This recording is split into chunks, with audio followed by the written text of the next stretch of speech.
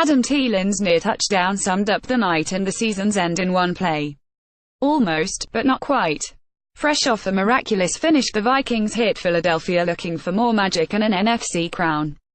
They left with a hat, but no rabbit. Minnesota established an early 70 lead before watching it evaporate, replaced by a deficit that ballooned, seemingly by the minute.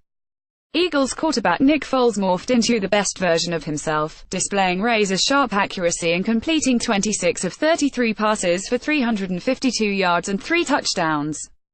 The capper came on a flea flicker from Foles to Torrey Smith to put the Eagles ahead 317 and effectively sink any comeback hopes for the Vikings.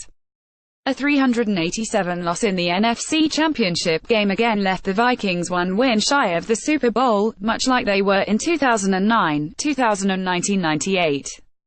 But this one hurt a little more, because for this Vikings team, one more win would have meant a trip to a Super Bowl hosted in Minneapolis. Super Bowl win or loss, the Vikings would have made history. Instead, their history. Yeah, I mean, it's going to be hard watching those guys come to Minnesota and play in our stadium when we were so close, Vikings tight end Kyle Rudolph said.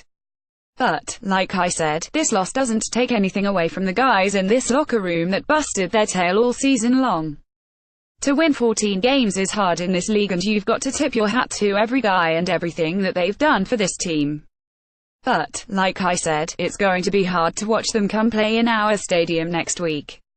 Case Keenum's storybook season ended with a thud 28 of 48 passing, 271 yards, 1 touchdown and 2 interceptions, and Minnesota's vaunted defense crumbled, allowing 456 yards and 31 of Philadelphia's 38 points scored. The Vikings' offensive line struggled to protect Keenum, who was harassed for much of the evening and looked completely derailed after an excellent first possession. We would love to play the Super Bowl if it was in China, to be honest with you, Vikings coach Mike Zimmer said after the game. But we didn't play good enough to win, and I know that's cliché, but it's true. I felt like we were moving the ball okay, and then we had the interception, then we had the strip sack, the fumble, so it's hard to overcome those when you're on the road and play like that, Zimmer said. One could see Zimmer reflect on the unraveling as he spoke at the podium, mentally piling up the miscues that spelled his team's downfall. The coach's team, known for and expected to adjust at halftime, withered in the second half, turning the ball over on downs twice and seeing another possession end by a tipped interception that fit the tone of the evening. An incredible, unlikely season was over as quick as a skull chant inside the Mall of America.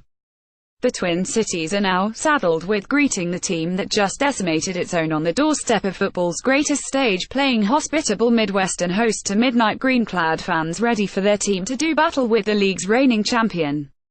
All the while, they'll have to struggle with the knowledge they were one bad evening along the Delaware River from it being their Vikings, who haven't seen such a stage since the 1976 season. I love this football team. I love them, Zimmer said. They're great kids, great competitors. I love how they go about their business. We just didn't get it done tonight.